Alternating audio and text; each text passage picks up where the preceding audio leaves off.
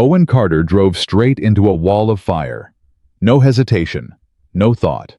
Just his hands gripping a stranger's door handle, while the flames ate through the hood of a burning luxury car on an empty road at midnight. He pulled that woman out with his bare hands. He didn't know her name. He didn't know she was worth $3 billion. He didn't know that saving her life would unravel the truth behind the worst night of his own. The nurse thought he was her husband. The CEO let her believe it. And that single lie whispered in a hospital hallway was about to change everything. Drop your city in the comments. I want to see how far this story travels. And if you're new here, subscribe. You're going to want to see how this ends. The rain had been falling since 6 o'clock. Not the soft kind that makes people nostalgic. The mean kind, sideways cold. The kind that finds the gap between your collar and your neck and makes the whole drive home feel like a punishment. Owen Carter had worked 11 hours that day. His back ached in the specific way it always did after a long shift under cars, a deep grinding pressure right at the base of his spine that no amount of stretching ever fully touched. His hands still smelled like grease even though he'd scrubbed them twice in the shop sink. How was 20 minutes from home? His daughter Lily was waiting. She was 9 years old, and she had soccer practice at 7 the next morning, which meant he needed to make her lunch tonight, check her cleats, and somehow find time to sign the permission slip for her class field trip that had been sitting on the kitchen counter for 3 days under a stack of unpaid utility bills. Owen's life was a series of things that needed doing and not quite enough hours to do them. He turned off the main highway onto Route 9, the back road that cut 12 minutes off his commute, and that was when he saw it. Not the crash itself, the aftermath. A silver car, expensive. The kind with a hood ornament that cost more than his monthly rent had gone through the guardrail on the left side of the road and was sitting nose down in a drainage ditch about 40 feet off the pavement. The front end was crumpled like paper. The engine compartment was open hood, blown back by the impact, and orange fire was already climbing from somewhere underneath, licking up the front quarter panel and reaching toward the windshield. Owen slowed down. He told himself he was slowing to call 911. He stopped the truck and called 911. He told them the road, the mile marker, the description of the vehicle. The operator said, "Sir, please stay back from the vehicle. Units are on their way." How long? Approximately 12 to 15 minutes given the weather conditions. Owen dropped the phone on the passenger seat and got out of the truck. Later people would ask him what he was thinking in that moment. Journalists, his daughter, a therapist he saw twice and then stopped seeing. Even Amelia herself asked him once months later quietly, like the answer mattered to her in a way she wasn't fully ready to say. He always gave the same answer. He wasn't thinking. He was moving. The ditch was wet, and his boots sank 6 inches into soft ground with every step. The heat reached him before he reached the car. Not a wall of heat, not yet, but a radiant pressure against his face that told him the fire was serious and getting worse. He smelled fuel, that sharp chemical smell that every mechanic knows and nobody misunderstands. He reached the driver's side door. The window was shattered. Through the broken glass, he could see a woman slumped sideways in the driver's seat, her seatbelt still across her chest, head tilted at the angle of unconsciousness. She was not moving. Owen grabbed the door handle. It was hot. Hot enough to burn, but not hot enough to stop him. He pulled. The door didn't open. The impact had bent the frame, locked the door shut. He braced his foot against the side panel and pulled again with everything he had, with the back pain and the tired hands and the 11-hour shift and every stubborn thing left in him, and something gave way. A mechanical groan of metal separating from metal, and the door swung open hard. The heat hit him like a fist. He reached in and got both arms around the woman, getting between her body and the seatbelt clasp, fumbling for the release. His fingers found it. He pressed it. The belt retracted. He dragged her out. It was not elegant. It was not how they do it in movies. He stumbled backward in the mud, both of them going down into the wet grass, her weight on top of him, his elbows taking the impact. He got to his feet, got his arms back under hers, and pulled her another 20 feet away from the car. He set her down on her back in the wet grass and put his ear to her mouth. She was breathing. Her pulse when he pressed 2 fingers to her neck was present but thready. Her face was pale, not pale in a normal way, but pale the way faces get when the body is redirecting everything it has to somewhere more critical. There was a cut above her right eye, long but not deep, painting one side of her face in bright red, that the rain was already trying to wash away. Behind him, the car made a sound like something exhaling, and the fire jumped from orange to white at the base. Owen knelt in the wet grass next to a stranger and kept 2 fingers on her pulse and waited. The ambulance arrived in 14 minutes. He should have left. He gave his account to the first paramedic who reached them, male mid-30s, efficient. The kind of person who stops asking unnecessary questions very quickly when there's work to do. She was in the driver's seat, unconscious, vehicle fire, originating in the engine compartment. I assessed she was breathing with a pulse. No spinal manipulation. I dragged her laterally. I was trying to keep her flat. You a medic? Mechanic. The paramedic gave him a brief look. You did good. And that should have been the end of it. But the second ambulance unit wanted a witness statement from the road, and then a police officer showed up and wanted to take his information, and then the officer said the hospital trauma team had requested that anyone with information about the patient's condition at the scene be available for follow-up. Standard protocol. Owen could not explain, even to himself, exactly why he followed the ambulance to St. Vincent's Medical Center. He told himself it was civic responsibility. He parked in the visitor lot, sat in his wet clothes in a plastic chair in the emergency waiting room, and drank bad coffee from a machine that charged $1.75 for something that tasted like someone had described coffee to a person who had never seen coffee and asked them to make it. A nurse came out after 40 minutes. She was a small woman, mid-50s, with reading glasses pushed up on her forehead, and the specific efficiency of someone who had been doing this job for a very long time. She looked at Owen and then at the clipboard in her hand. Are you the one who brought her in? I called it in. I pulled her from the vehicle. The nurse tilted her head slightly, the way people do when they are processing something. She's stable. She's going to be fine.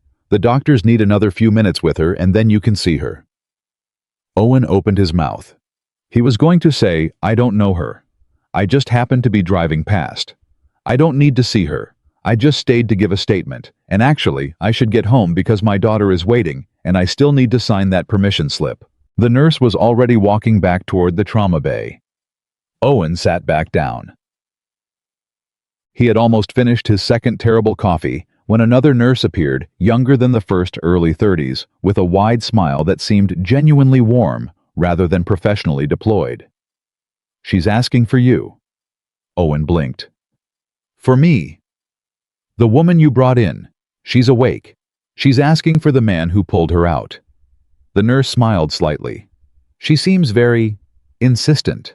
He followed the nurse through a set of double doors, down a short corridor that smelled of antiseptic and something else underneath it. That particular institutional smell that Owen associated with the worst night of his life, which was the night 4 years ago, when he had sat in a hallway, not very different from this one, and waited for a doctor to come out and tell him that his wife Sarah was gone. He stopped thinking about that. He pushed through the thought the way he pushed through most things. Forward. Utility. The next step. The nurse stopped outside a curtained bay and pulled the curtain aside. The woman on the bed looked different than she had in the grass. Less pale, more present. She had been cleaned up, the cut above her eye, covered with a neat strip of white, bandaging an IV line running into her left arm, a monitoring lead on her right index finger. She was wearing a hospital gown and sitting partially upright, and she was looking at him with eyes that were dark brown and considerably more alert than Owen had expected, given what her face had looked like 40 minutes ago. She studied him for the moment without saying anything. Then, "You're the one who pulled me out."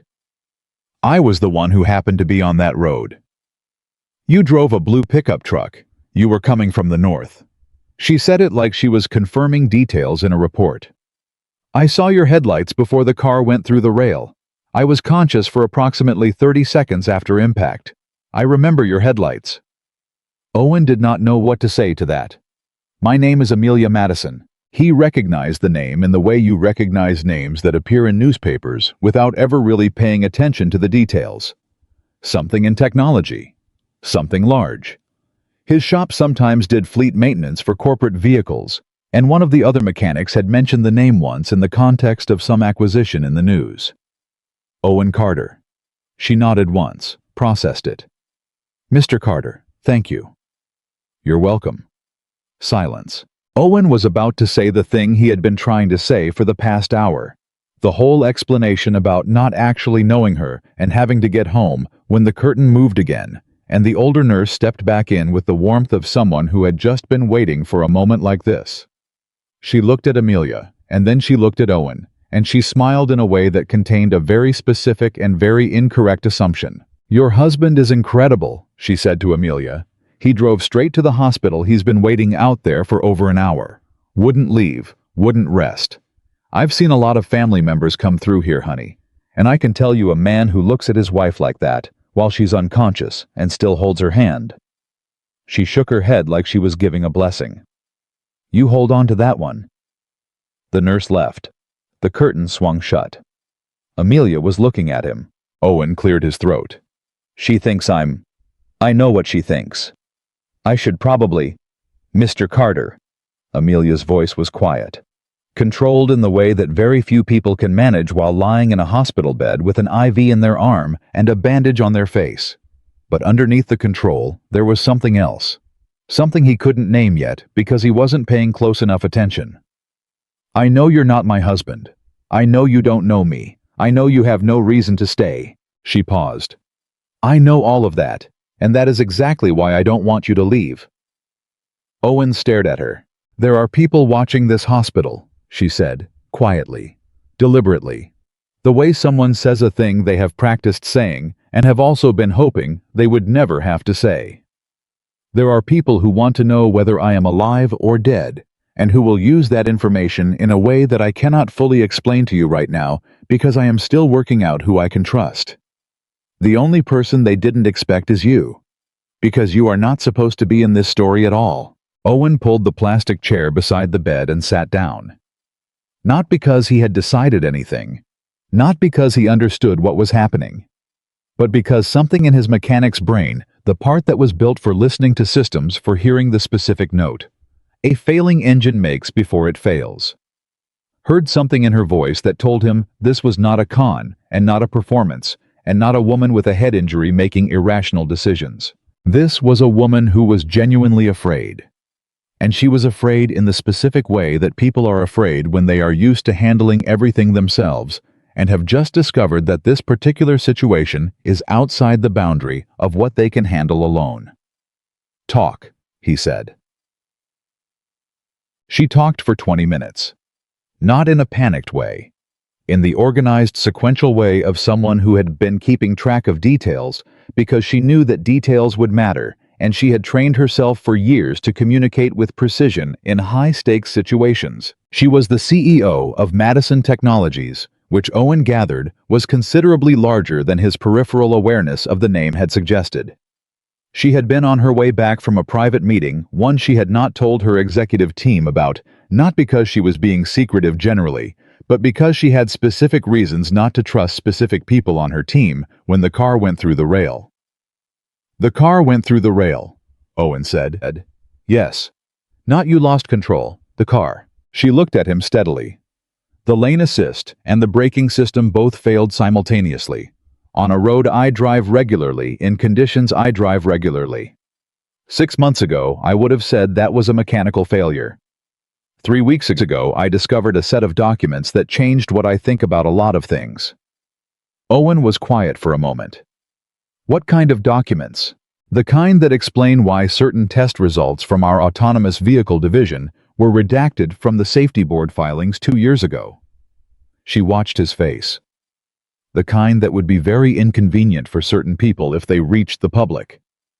How many people know you found them? She did not answer immediately, which was its own answer. One person, Owen said. And that person is the problem. Amelia looked at the ceiling for a moment. When she looked back at him, something in her face had shifted, not cracked, nothing so dramatic. Just a slight release. The particular relief of having said a true thing to someone who heard it accurately. I don't know who in this hospital is reporting to whom. I don't know who followed the ambulance.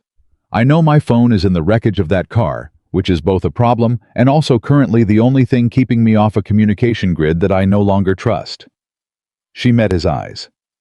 What I need right now is someone who has no connection to my company, no financial relationship with my company, and no reason to report to anyone inside my company. Someone who from the outside looks like they belong here. A husband. For 48 hours, maybe less. Just until I can reach the one attorney I trust and get my hands on a clean phone. Owen sat back. He thought about Lily at home. He thought about the permission slip. He thought about the fact that he was sitting in a hospital room with a woman he had dragged out of a burning car who was now asking him to pretend to be her husband because someone had tried to kill her and might try again. He thought about how comprehensively insane this was. I have a daughter, he said. She's 9. I need to call someone to look after her. Amelia blinked. Whatever she had expected him to say, it was not that. My neighbor will do it, Owen said. Mrs. Kowalski. She's done it before when I've had late nights. She'll complain, but she'll do it. He pulled out his phone. Give me 10 minutes. Mrs. Kowalski did complain. Owen, it's almost 10 at night. I know, Edna. I'm sorry. Something came up at work. Emergency. You're a mechanic assistant. What kind of emergency? The complicated kind. I'll explain tomorrow. Can you get Lily? She has the spare key. A pause filled with the particular silence of a 70-year-old woman deciding whether to be annoyed or concerned. Is she okay? She's fine. Tell her I'll call in the morning. Tell her I love her. Another pause. Softer this time. All right. He hung up. He looked at Amelia. Okay, he said. Here's how this works. You tell me exactly what you're afraid of and exactly what you need. You don't leave things out because you think I won't understand or can't handle it. I fix things for a living. I'm good at it when I have accurate information and very bad at it when I don't. Agreed. And I don't do anything I think is dangerous without knowing it's dangerous. You don't get to make that decision for me. Also agreed. He nodded once, then, you should sleep. You've got a concussion. I don't. The doctor said so while you were still in the bay. I heard him through the curtain. She looked at him for a long moment. Then she lay back against the pillow carefully, like someone who had decided to trust a process they didn't entirely understand. You're not what I expected, she said. You expected something. I didn't expect anything. I expected no one. Owen pulled the chair closer to the bed and sat back down. He didn't know what the next 48 hours would look like. He didn't know what the documents were, or who the dangerous person was, or how any of this was going to resolve. He was a mechanic's assistant, with 11 hours behind him, and a bad back, and a daughter who needed her cleats checked. But something had shifted. Something quiet and structural, like the sound a joint makes when it finally aligns after being out of place for too long. He sat in that plastic hospital chair next to a woman he had known for 40 minutes, and he stayed. The night moved through its hours. The hospital settled into its night rhythms, quieter, not quiet. The particular sounds of a place that does not sleep. The soft announcements on the PA. The rubber-wheeled carts. The occasional voice raised and then lowered the steady pulse of machines doing their jobs. Owen didn't sleep. He was not the kind of person who could sleep in chairs. His back had opinions about that. But he also found to his mild surprise that he was not particularly tired. He was alert in the way he got alert when he was working on something that mattered, when the problem in front of him was real and required his whole attention. Amelia slept for about 3 hours. When she woke up, it was a little after 2 in the morning. She came awake quickly, not gradually, not groggily, but in one clear movement, eyes open and focused, like someone who had trained herself to be ready. She looked at him. You stayed. I said I would. She was quiet for a moment, processing some internal calculation. Most people say they will and then don't. I'm not most people. She looked at him in that steady, assessing way. Then something shifted in her expression, very small, very brief there, and gone like a light in a window. No, you're not. She pushed herself up carefully against the pillows. The IV line moved with her. Tell me about your daughter. Owen glanced at her. Why? Because I need to know who I'm asking to take a risk for me. And because you're the first person in a long time who has done something for me with no expectation of return, and I find that I would like to understand who you are." Owen thought about that for a moment. Then, "Her name is Lily. She's 9. She plays soccer, she's obsessed with a television show about competitive baking, and she corrects my grammar when I use the word literally, incorrectly, which apparently I do more than I think." He paused. "She looks like her mother." The last sentence came out quieter than the others. Amelia heard it. "Her mother is gone 4 years ago. I'm sorry." "Yeah." Silence. Not uncomfortable. The kind of silence that settles between two people who have both been through something they couldn't prevent. "It was a car accident," Owen said. He wasn't sure why he was telling her. Maybe because it was 2 in the morning. Maybe because something about the stripped-down quality of a hospital room at night made the usual walls feel unnecessary. "Her braking system failed on the freeway. They said it was driver error. I never believed it, but I couldn't prove anything, so eventually I stopped trying." He said this in a flat, factual way. The way you say a thing you have said many times inside your own head until the sharpest edges have worn down. Amelia was very still. "What kind of car was it?"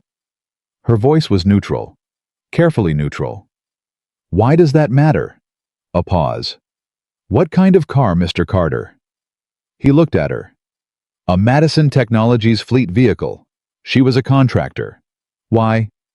Amelia's face did something complicated that she immediately controlled. But not before he saw it. "What?" Owen said. "Nothing. Not yet." She met his eyes. "I need to see those documents before I say anything. I need to be certain.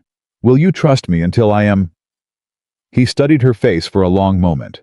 He had learned to read people the way he read engines, not by their stated output, but by the sounds they made under pressure, the small inconsistencies that told you where the real fault was. What he read in her face was not deception. It was the specific expression of someone who had just seen a connection they had not expected and was not yet ready to say what it meant, because saying it too early incorrectly could cause a damage that could not be undone.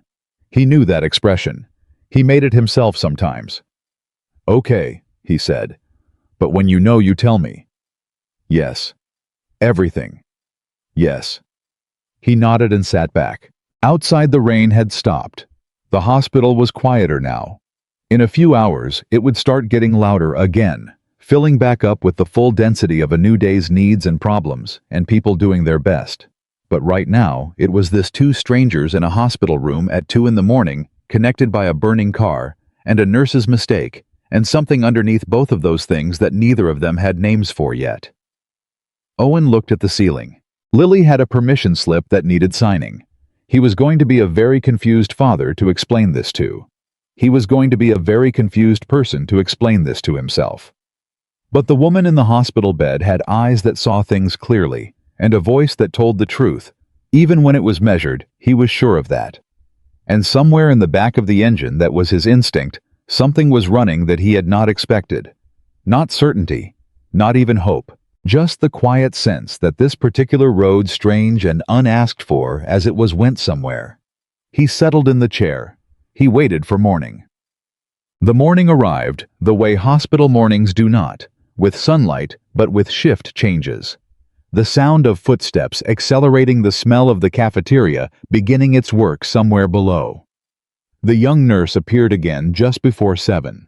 She stopped at the door, looked at Owen in the chair, still there, back straight, coffee cup from the machine in his hand, and then at Amelia. "He really didn't leave," the nurse said to Amelia, a soft note in her voice. Genuine. Amelia looked at Owen, and for one moment, brief, unguarded, before the CEO's architecture reasserted itself, her face showed exactly what she was feeling. Not performance, not strategy. Just a woman who had spent a long time expecting people to leave, looking at a man who had not. "No," she said. "He didn't." The nurse smiled and moved on. Owen looked at his coffee cup. How was 42 years old. He had a bad back and a daughter and a job that paid enough and not more than enough, and a life that had been largely about getting through one day and into the next since the worst night of it. He had not been expecting any of this. But then again, he had been on Route 9 instead of the highway because of 12 minutes. And those 12 minutes had put him on an empty road at midnight in the rain behind the headlights of a car that went through a guardrail. 12 minutes. He turned that over the way you turn over something small and improbable that turns out on close inspection to be load-bearing. In the bed, Amelia Madison, CEO of Madison Technologies, was talking quietly to a doctor about her discharge options, using the careful, measured language of someone accustomed to negotiating. She had a plan forming. He could see it the way he could see the shape of a repair forming even before all the pieces were visible. She caught his eye once across the room. Something passed between them. Wordless. The acknowledgement of two people who have agreed to trust each other before they have finished deciding to. Owen set down his coffee. He pulled out his phone and called Lily. She picked up on the second ring. "Dad, where are you? Mrs. Kowalski made me eat oatmeal." "Sorry, Bug. I'll explain. You okay?" "I'm fine. Dad, is everything okay? Are you okay?" He thought about the burning car. He thought about the documents Amelia hadn't described yet. He thought about the name of the company on the report that had said his wife's death was driver error. "Yeah," he said. "I'm okay." He paused. "Hey, Lily. You remember I always say that the point of being the kind of person who shows up is that you have to actually show up." A pause. 9-year-old thinking. "Yeah. I'm just making sure I'm being that person." Another pause. Then, with the particular certainty of a 9-year-old who has decided something, "Okay, Dad, you should do that then." "Yeah." He watched Amelia across the room, her dark eyes steady in a face still bruised and bandaged, doing what capable people do when their world has tried to break them, planning the next move. "I think so too." He hung up. He was still in the chair when Amelia finished with the doctor and looked at him directly. "I have a plan," she said. "Tell me." And she did. Amelia's plan was not complicated. That was the first thing Owen noticed about it.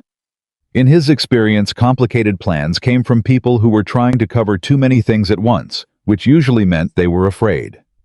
Simple plans came from people who understood exactly what problem they were solving. Her plan had 3 parts. First, discharge from the hospital, under the assumption that she was leaving with her husband. This gave her a clean exit, without triggering whoever might be watching for a solo departure. Second, she needed 48 hours in a location no one connected to her company could predict. Not her apartment, too obvious. Not a hotel credit card's left trails. Third, she needed access to a secure server that was not connected to any Madison Technologies infrastructure from which she could reach her attorney and retrieve a copy of the documents she had stored in a location only she knew about. "The documents are in a cloud partition that's registered under a personal account," she told him. "Not my professional account. Personal. The email address uses a name I haven't used publicly since college. No one knows about it." "You were planning for something like this." It wasn't a question. She heard that. "I was planning for the possibility. There's a difference."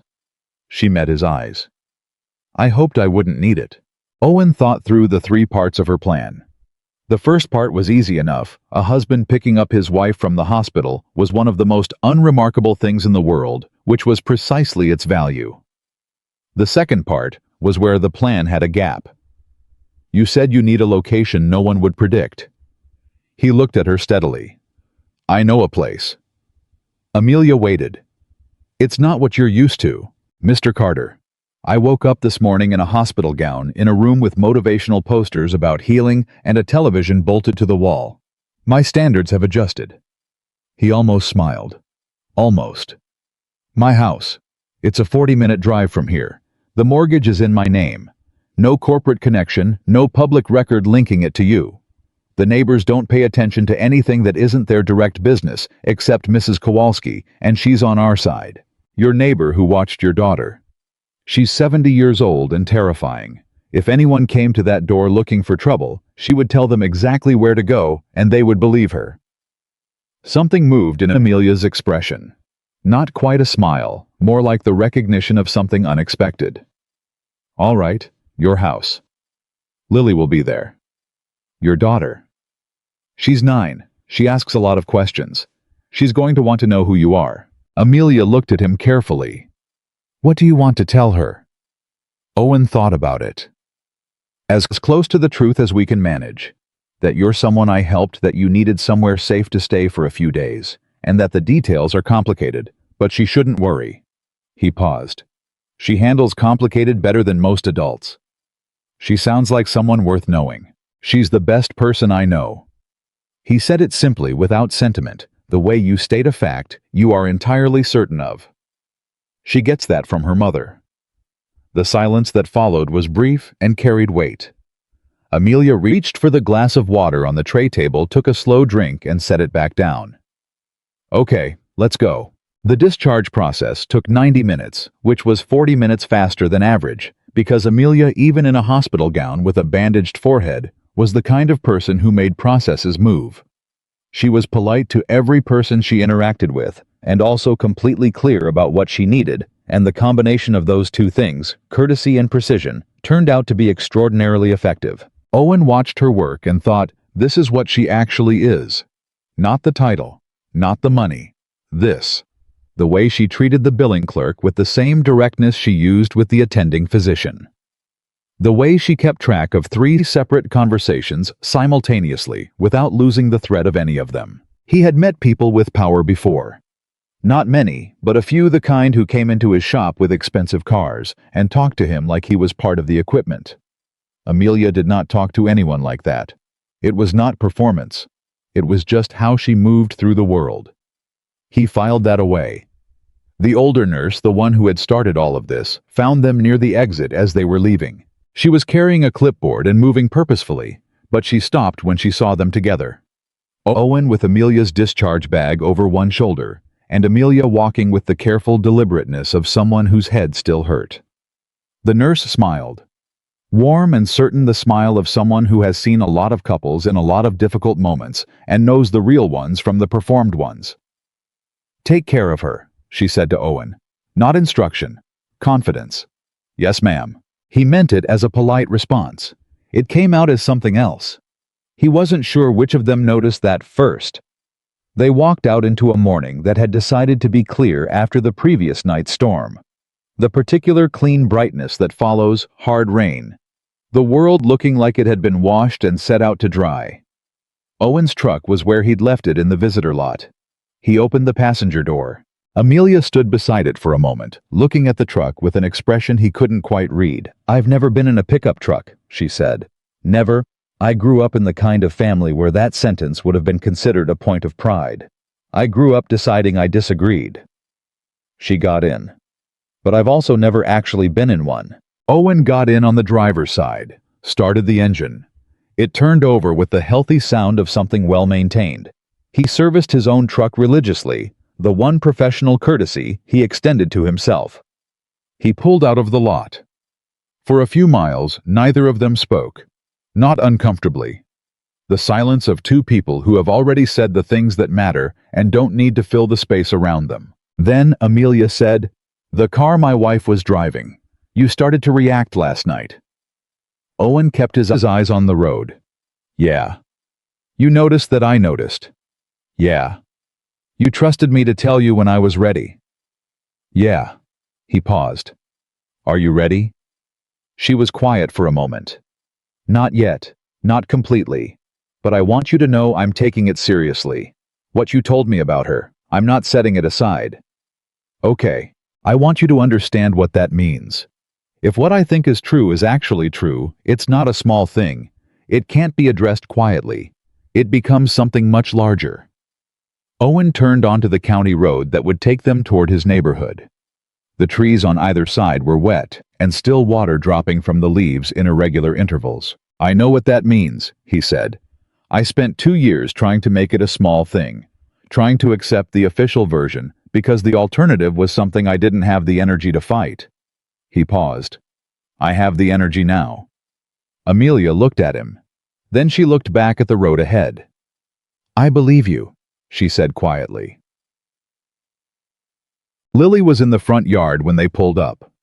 She was wearing her soccer jersey over a long-sleeved shirt, her cleats dangling from one hand by the laces, and she was watching the truck come down the street with the focused attention of someone who had been waiting and was now processing what she was seeing.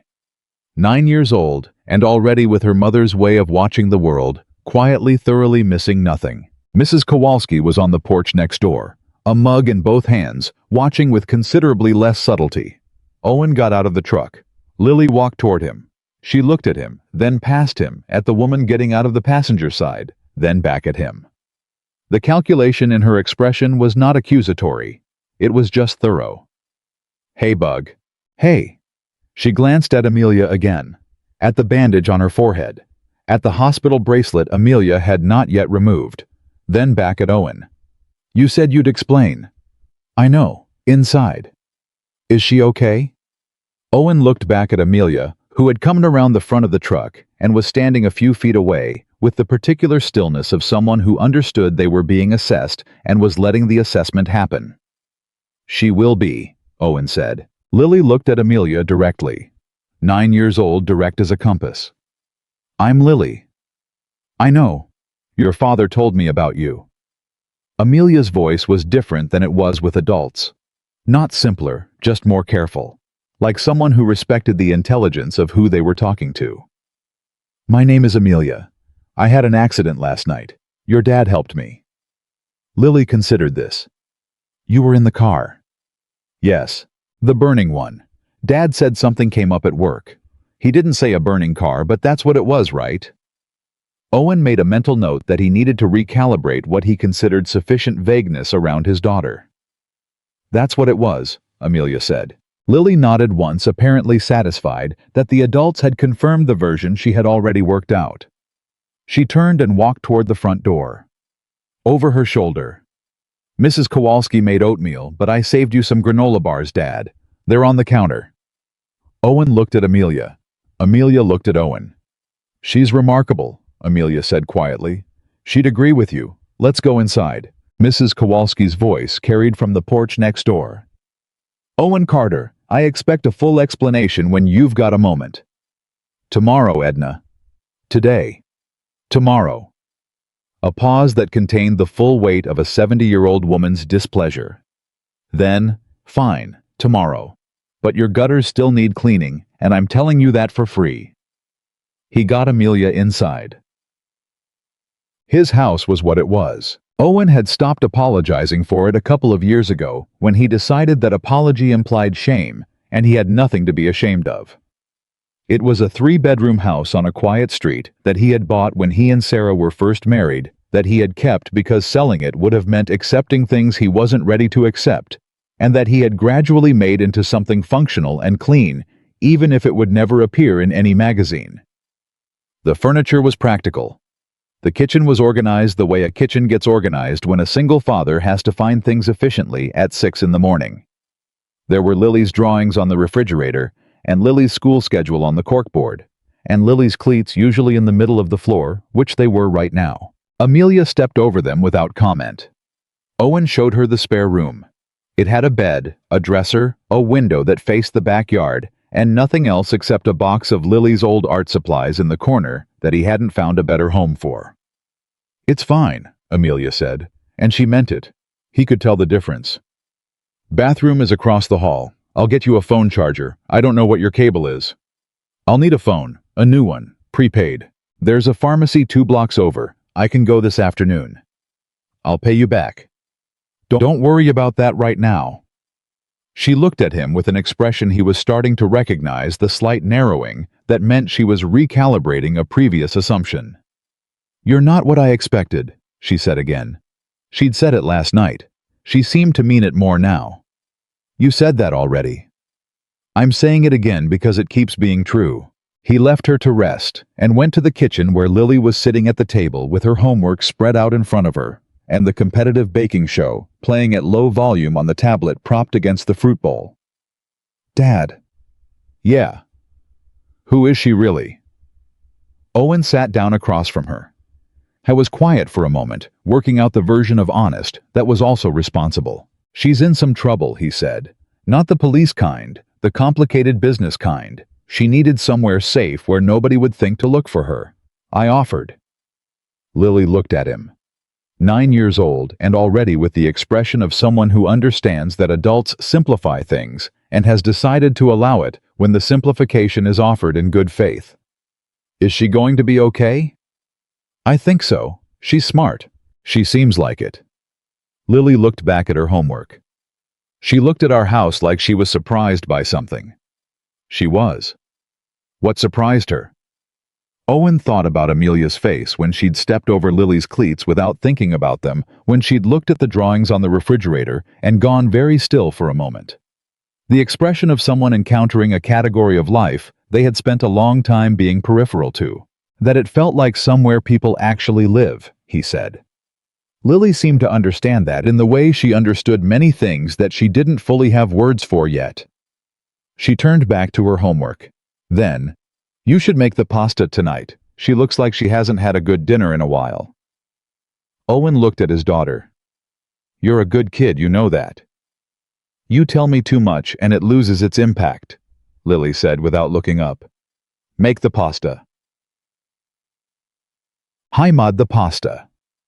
The three of them ate at the kitchen table, which was not something Owen had planned on, but which happened naturally, because Lily set 3 places without being asked, and it would have been strange to rearrange that.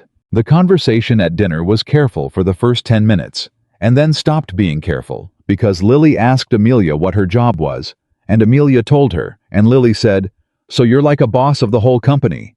And Amelia said yes, and Lily said, "What's the hardest part about that?" Not as a challenge, just as genuine curiosity, and Amelia answered honestly. "The hardest part," Amelia said, "is that everyone is always watching how you react, so you can't react. And sometimes something happens, and you very much want to react, and you can't, because the moment you do 20 other people do too, and then everything falls apart." Lily thought about this seriously. Like when Tyler Henderson cried on the field because we were losing, and then everyone else started crying and we lost by 4 goals. Exactly like that. Tyler shouldn't be a team captain, Lily said with the calm certainty of established fact. Probably not. Amelia agreed. Owen ate his pasta and said nothing, and felt something in his chest that was strange and complicated, not uncomfortable, just unfamiliar. Like a room that had been closed for a long time and had just had its windows opened. After dinner, Lily did her homework at the table, and Owen did the dishes, and Amelia sat in the chair in the corner of the kitchen with the cup of tea he'd made her, and looked at the two of them with an expression he didn't look at directly, because he sensed that looking at it directly would be some kind of intrusion. Later after, Lily was in bed, and the house had settled into its nighttime state. Owen sat on the couch with a notebook, and Amelia sat in the armchair across from him, and they finally got down to it. She needed him to understand the structure of what had happened. Not just the accident, not just the documents, the whole architecture. Because without the architecture, none of the individual parts made sense. "Madison Technologies wasn't my father's company," she said. "It was mine from the beginning in the sense that I built it from inside a company my uncle had started, Adrian Madison. He had the capital and the name. I had the technical knowledge and the strategy. For the first 8 years, we built something real together." Owen leaned forward, elbows on knees. And then we got into autonomous vehicle systems. The engineering division, I built the safety protocols, I designed the third-party testing frameworks I put in place. All of that was solid. I was certain it was solid. She wrapped both hands around the tea mug. 3 years ago, one of the test vehicles failed during a highway simulation. It was contained, no public road, no injuries. But the failure data was significant.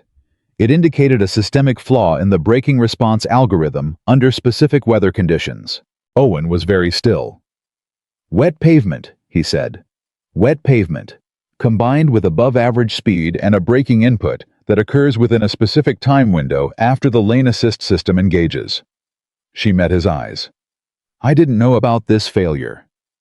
I was in a board meeting in Singapore when it happened. By the time I was back, the report had been written, and it had been adjusted. By Adrian. I didn't know that then. I thought it was a documentation error. I raised it with the engineering team. I was told it had been addressed. I moved on because there were 14 other things demanding my attention, and I trusted the people I had put in place." Her voice was level, but her hands had tightened around the mug. I was wrong to trust them. I was wrong to move on. Owen said nothing. The documents I found 3 weeks ago, Amelia continued. They're the original failure report, unredacted, and attached to them is an internal memo from Adrian directing the engineering team to file the adjusted version with the safety board and destroy the original. Owen stood up from the couch. He walked to the window and stood there with his back to the room, looking out at the dark street, and he let the thing settle into him, the weight of it, the specific shape of it, because he had learned a long time ago that there was a difference between hearing information and actually absorbing what it meant, and you couldn't do anything useful until you had done the second thing. His wife's name was Sarah. She had been 34 years old. She had been driving home from a job site. She was a project manager for a construction consulting firm, and the company had provided her with a fleet vehicle, a Madison Technologies model for client visits. The official report said she had failed to brake appropriately for road conditions. The road had been wet. Owen stood at the window for a long time. When he turned around, Amelia was watching him. Not with pity, with something more careful than that. Recognition, maybe. The particular look of someone who understands what they have just handed another person. How many vehicles? He said. His voice was steady. The fleet deployment was approximately 4,000 vehicles across 14 corporate accounts in 9 states. She paused. Over an 18-month period before the flaw was identified in-house, there were 7 reported braking failures. 3 resulted in serious accidents. How many fatalities? She did not look away. 2 confirmed, possibly more that were not attributed to vehicle failure. Owen sat back down. He sat down because his legs made the decision before he did. 2. Sarah and someone else. Someone else's husband, someone else's father, someone else's person. 2 people who died because someone had decided that a memo was more dangerous than an honest report. Adrian knew, Owen said. Adrian knew. And he covered it. He covered it, he destroyed the original report, and then when I found the copy he hadn't known existed, he tried to cover me. The sentence landed in the room like something physical. Owen looked at her. You're certain it was the accident? The vehicle systems data from your wife's accident was logged in the Madison Technologies internal database. I accessed it. The braking failure occurred within the exact parameters described in the original test report. She looked at him with an expression that held no hedging, no diplomatic softening. It was not driver error. It was never driver error. The room was very quiet. Lily was asleep down the hall. Outside the neighborhood was still and dark, the kind of ordinary nighttime quiet that requires the world to be the way you expect it to be. Owen's world had just reorganized itself around a different axis. He had spent 4 years carrying the weight of not being able to protect his wife. Not from a thing he could have seen, not from a thing anyone had warned him about, just the raw irrational conviction that he should have done something, seen something, been somewhere different. He had put that weight down and picked it up again so many times it had become part of the furniture of who he was. And now, here was this woman sitting in his armchair telling him the weight was real. The failure was real. The guilt was the wrong shape. He did not cry. He was not a person who cried easily, and this was not the moment for it. But something moved through him that had no other name, not anger yet, not grief, yet something before and beneath. Both of those things, the primary note that they were both overtones of truth. After a long time he said, "What do you need to bring him down?" "The documents, my attorney, and someone who won't break when he pushes back." She looked at him steadily. He will push back, Owen. He has resources and lawyers and people who have been protecting his interests for 20 years. This will not be fast, and it will not be clean. I know. You don't have to be part of this. You could walk away right now after what I've just told you. No one would blame you. That's not what I do. I know, she said. I've been watching you for 16 hours, and I already know that. But I needed to say it. He nodded once. Tomorrow, we get you a phone. You call your attorney, and you tell me everything about Adrian Madison, so that when the time comes, I know what I'm dealing with. She nodded. He stood and picked up the notebook from the couch. "You should sleep," he said. "Your head still hurts. Don't say it doesn't." "It doesn't." "It does. You've been pressing your left temple approximately every 12 minutes for the last 2 hours." She looked surprised.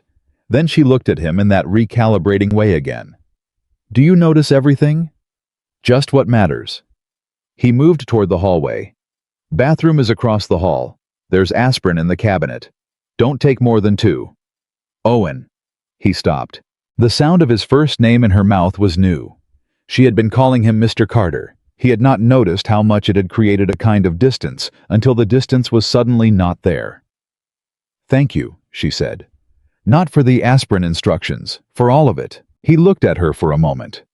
In the low light of the room, with the bruise shadowing one side of her face and the lines of exhaustion that even her self-discipline couldn't fully manage, she looked less like a CEO and more like a person. Just a person who had been carrying something too heavy for too long. He knew what that looked like. He'd seen it in the mirror. "Get some sleep," he said, not unkindly. He went to bed. He lay in the dark and stared at the ceiling and thought about wet pavement and a breaking algorithm and a memo. Someone had written and signed their name to while his wife was still alive. He thought about Sarah's face on the last morning. She had made coffee. She had packed her bag. She had kissed Lily on the top of her head and told her to be good for Dad and that she'd be home by 6. She wasn't home by 6. She was never home again. And somewhere in a building with his name on it. Adrian Madison had sat at a desk and signed a document and decided that keeping that information quiet was worth more than the people it would cost. Owen stared at the ceiling. I was not afraid. He was not even fully angry yet. What he was clear. The particular clean clarity that comes when the thing you have been searching for, the real shape of what happened, the honest accounting of why finally arrives and settles into focus. Tomorrow he would help Amelia make a call. And then the real work would begin. Lily found Amelia in the kitchen at 6:45 the next morning.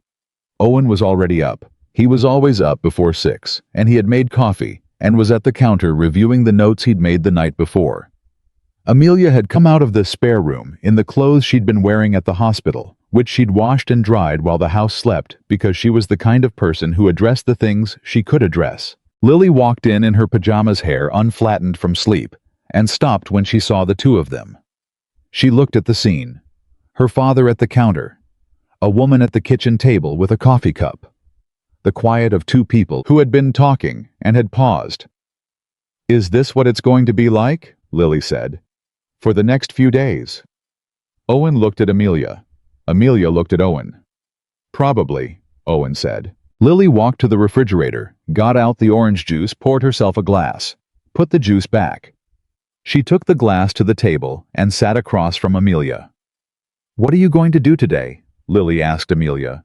"I need to make some phone calls, and then I'm going to help your father figure some things out." Lily drank her orange juice, thought about this. "My dad is really good at figuring things out. He fixed my bike when 3 different people said it was unfixable." "I believe that," Amelia said.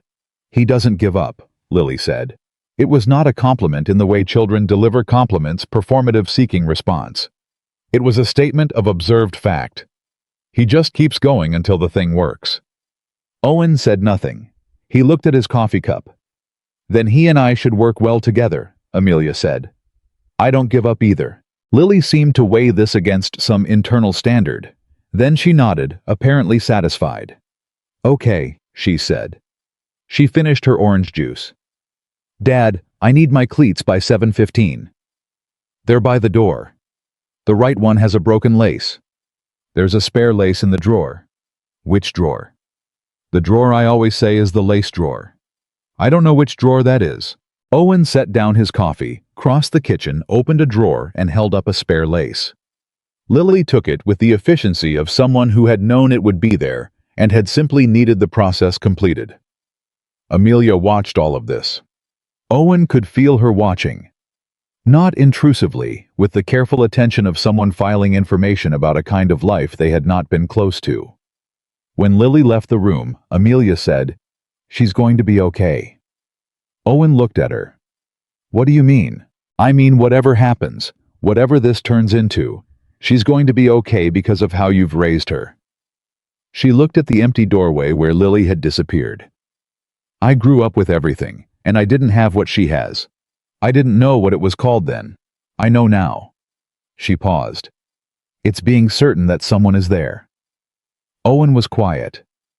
"Okay," he said eventually. "Let's go to the pharmacy and get you a phone." She stood up, at the door.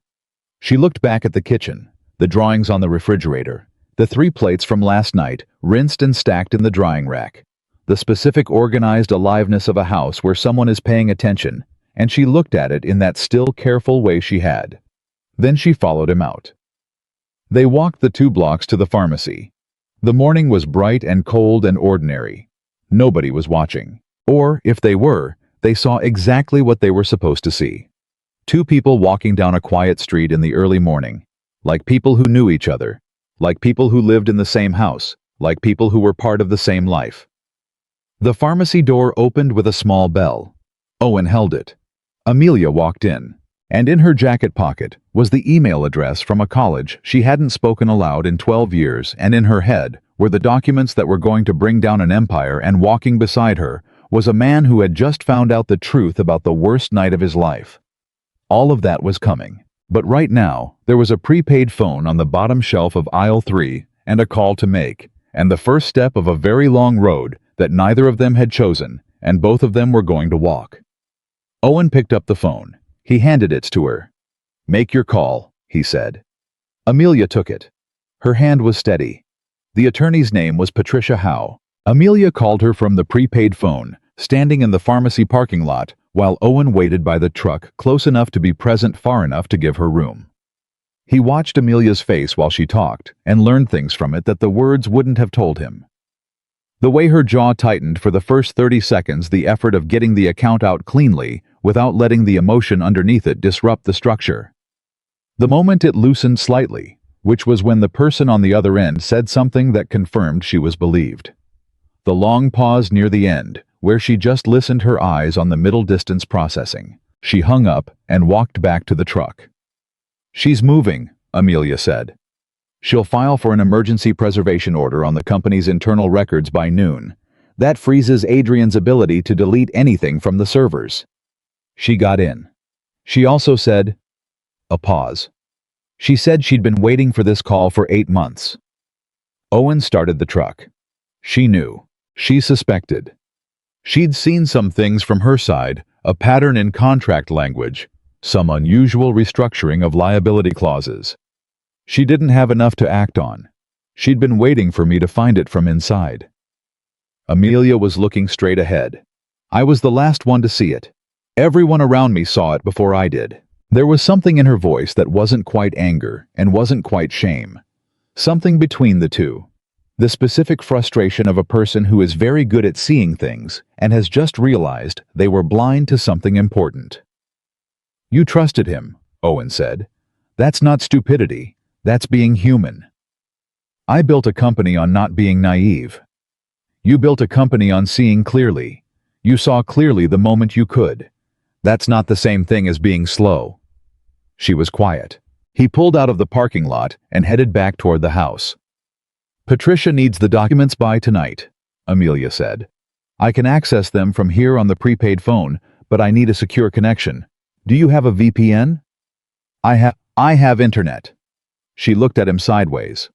"My daughter watches baking competitions, and I do research on car parts," Owen said. "I don't have a VPN. I'll walk you through setting one up. It takes about 10 minutes. She almost smiled. "You can learn. I fixed a 1987 carburetor last Tuesday. I can learn a VPN." This time she did smile. Brief and real, the kind that arrives before the person decides whether to let it. They got back to the house. Lily had left for school. Owen had walked her to the corner while Amelia was on the phone, a 3-minute round trip that he had calculated carefully, and that had consisted mostly of Lily asking if she was allowed to tell her friend Maya that there was a real CEO staying in their house, and Owen saying no, and Lily saying, what if she just said they had a very important guest, and Owen saying that also no, and Lily saying this was genuinely the most interesting week of her life, and he was making her keep it entirely internal, which she found unfair. He had kissed the top of her head. She had gone to school. He had come back to find Amelia standing on the porch, looking at the street, with the expression of someone who was trying to read the ordinary for signs of the extraordinary. "Anyone?" he'd asked. "No, but I don't know what I'm looking for. That's the problem." Inside now. The two of them sat at the kitchen table with Owen's laptop between them. Amelia set up the VPN with the focused efficiency of someone who did technical tasks by instinct. Her fingers on the keyboard were quick and precise, and she narrated just enough to make sure he understood what she was doing and why, which he noticed she wasn't just solving the problem, she was making sure he could follow. "There," she said, "connected." She opened the browser, navigated to something, typed an email address. Owen didn't try to. It was hers private and not his to see. Then a password. Then she was in. She opened a folder, and there they were. Even on a laptop screen in a kitchen with soccer cleats by the door and 3-day-old mail on the counter, the documents had weight. Owen could feel it just in the way Amelia's posture changed when she saw them. A small, controlled exhale, like someone who has been waiting to confirm that something is still where they left it. She turned the laptop toward him. He read. It took him 20 minutes to get through what he needed to get through. He was not a fast reader of technical documents. He was thorough, which was different, and took longer. He read the original failure report. He read the data tables. He read the parameters of the breaking failure. He read the memo. The memo was short. Business language clean and bloodless. Directing the team to file the adjusted version. Citing strategic communications concerns as the reason. Signed with Adrian Madison's full name and the date. The date was 11 days before the fleet vehicles were deployed to corporate clients. 11 days before Sarah drove to a job site on a wet Tuesday morning and never came home. Owen closed the laptop. He sat back. He put both hands flat on the table, and he breathed. In through the nose, out through the mouth, the thing the therapist he'd seen twice had told him to do in moments of significant emotional pressure. He had stopped seeing the therapist. He had kept the breathing. Amelia did not say anything. She did not offer comfort, did not reach across the table, did not perform sympathy. She sat with him in the silence of the kitchen and let him take the time he needed, which was exactly right, and which he registered without yet having words for it. After a while he said, "I want to be in the room when he goes down." "Owen, I'm not going to do anything stupid. I'm not that kind of person." He looked at her. "But I want to be there. I want to see it." She held his gaze. "Okay, you mean that?" "I mean it." He nodded. He reached forward and opened the laptop again. "Send the documents to Patricia. Let's do what needs doing." What needed doing turned out to be more than either of them had fully mapped. Patricia called back at 2 in the afternoon. She had the preservation order. She had also, in the previous 2 hours, been contacted by a private investigator. Adrian had apparently retained some time ago, not to find the documents, but to find Amelia. "He filed a wellness check," Amelia said, relaying this to Owen after the call. "He told the police he was concerned about me after the accident. He's positioned himself as the worried family member." Owen thought about the architecture of that. So if anyone finds you before Patricia has time to move, it looks like family concern. Not like he has anything to hide. Yes. How long does Patricia need? She says 48 hours to get everything in order before we can move publicly. She wants to coordinate with the safety board and the DA's office simultaneously, so the response is fast and contained. And in 48 hours can he find you? Amelia was quiet for a moment. He doesn't know about you. He doesn't know I was pulled out of that car by a man with no connection to me. He thinks I was taken to the hospital alone. As far as he knows, I'm either still in the hospital or I've disappeared somewhere without resources. My phone is in the wreckage. My cards are traceable if I use them. My apartment and my known contacts are all inside his visibility. He underestimates what you can do without a credit card, Owen said. Most people with his kind of money do. Good. Then we have 48 hours and we use them. He stood up. Something had shifted in him, not a dramatic shift, not a movie moment of sudden resolve. More like a system coming fully online. Like an engine that had been running at partial capacity, finding its full RPM. He had something to do. He understood the problem. He could work. "Tell me everything you know about him," Owen said. "Not the public version. Not what he tells boards and journalists. How he thinks. How he makes decisions. What he does when things start to move against him." Amelia looked at him for a moment, with an expression he was beginning to recognize as her version of surprised. She was not a person who showed surprise easily. When she did, it was specific and unguarded and completely different from her professional face. "You want to understand his decision architecture. I want to understand where he'll push first when he realizes the game has changed." She leaned back in her chair. When she spoke, it was in the measured, precise way she'd used in the hospital, but with something underneath it now. Not detachment. The opposite of detachment. The voice of someone describing a wound. "Adrian is brilliant," she said. "I want to be clear about that. I'm not going to make the mistake of dismissing him because of what he did. He built something real before he started protecting it by destroying things." She paused. "He grew up poor, genuinely poor. He started the company with $20,000 and a technical patent he'd written himself at 26. By the time I came into the business, he'd already built it into something legitimate." So what happened? What happens to some people when they build something and then realize they're afraid of losing it? She said it without judgment, which impressed Owen more than anger would have. At some point, the company became the thing that defined him. Not his integrity, not his work, the company. The size of it. The name on the building. And when something threatened it. He protected the building, Owen said. Not the people inside. He stopped being able to see the difference. She looked down at her hands for a moment. "I missed it for a long time because I loved him. Not romantically, he's my uncle. But he's the person who brought me into this. Who told me I was smart enough. Who gave me my first real chance." Her voice was even, but something behind it was not. "I kept seeing who he was when I was 22, and he believed in me. I stopped seeing who he had become." The kitchen was quiet. "When he realizes the documents are in play," Owen said carefully, "what does he do first?" "He calls his legal team. He starts building a counter-narrative. The documents were falsified. I fabricated evidence. I'm trying to stage a coup to take full control of the company." She said it with a kind of tired certainty. "He's done it before. Smaller situations, but the playbook is the same." Will it work? Not this time. The original documents have metadata. Timestamps edit history server logs. They can't be disputed. She met his eyes. "But he'll try anyway. And while he's trying, he'll also move to discredit anything that comes from me personally. He'll find every mistake I've ever made and make it a pattern. He'll find every relationship I have and turn it into a motive. Including the nurse thinking I was your husband." A beat. "Yes," Amelia said. "If he finds that he'll use it, he'll say you're an opportunist, that I was manipulated, that my judgment was impaired by the accident, that nothing I've done in the past 48 hours should be trusted." Owen thought about that. About how it would look from the outside, the CEO of a billion-dollar company, fresh from a car accident, hiding in a stranger's house and filing documents with the DA. Can Patricia insulate the process from that? If the documents are solid, yes, and they are. But it'll get messy before it gets clean.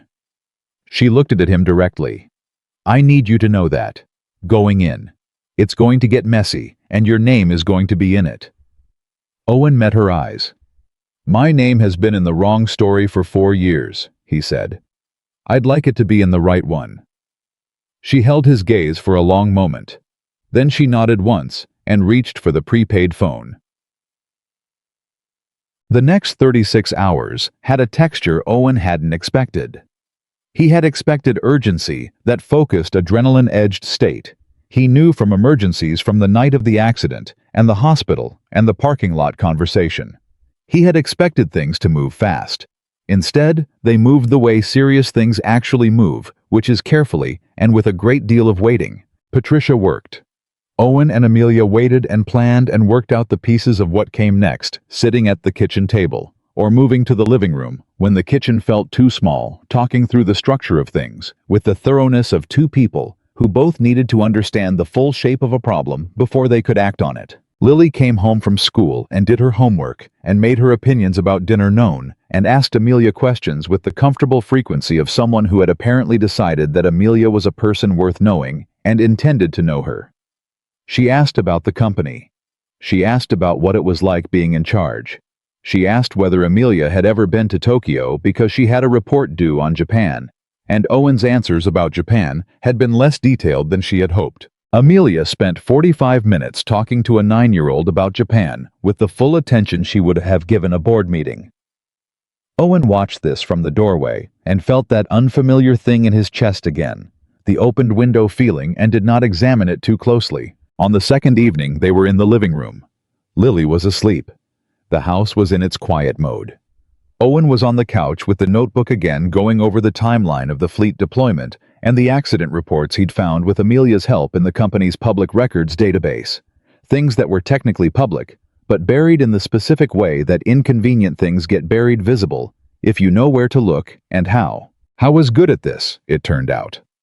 Not the legal side that was Patricia's territory, but the mechanical sequential work of tracing a failure backward through its history to find the origin point. It was the same skill he used on engines. Find the failure. Trace the failure to the source. Identify what should have happened and what was done instead. He found 3 other accidents in the records. 3 other braking failures in the same fleet deployment window. 2 had been attributed to driver error. 1 had been attributed to road conditions. He set the notebook down and looked at the ceiling. Owen. He looked at Amelia. She was in the armchair watching him. What did you find? He told her. She was quiet for a long moment. That changes the scope, she said. Yeah. Patricia needs to know. Call her. Amelia picked up the phone. Owen listened to half the conversation. He heard the shift in Patricia's response. Even through the half, he couldn't make out a sharpening and acceleration. When Amelia hung up, her face had a quality he recognized, the look of someone who has just confirmed that the thing they were hoping was not true is in fact true, and has decided that confirmation is better than uncertainty, even if it is worse in every other way. She's adding 3 more families to the filing, Amelia said. Owen said nothing. She said, Amelia stopped, took a breath, started again. She said the scope of this makes it more than a civil case. She's coordinating with the Federal Safety Board and the DA simultaneously. This is going to be very public. Okay. It's going to be your wife's name in that filing, on record. I know. Owen. She leaned forward. Her voice was not professional now. It was direct in the way she was sometimes when the CEO's architecture fell away. Not often, not easily, but when it did, it was completely unguarded. I need to tell you something, and I need you to hear it correctly. He looked at her. I am sorry. Not as the CEO of the company whose vehicle killed her. Not as the person who found the evidence. As... She paused. As someone who understands what it means to carry something you couldn't fix. I carried not seeing this for 3 years. You carried being blamed for something you couldn't have known. She met his eyes without flinching. That's on my company. Ultimately, the responsibility for that is mine. You didn't know, Owen said. You found it when you could. I should have, Amelia. His voice was steady. I spent 2 years in that same sentence. I should have. It will eat you alive if you let it. You found it. You're moving on it. That's what matters. She looked at him. Something shifted in her face, the specific expression of someone who has been bracing against a thing so long that they don't realize they're bracing until someone lifts the weight for a moment. That's the second time you've said the right thing to me, she said. What was the first?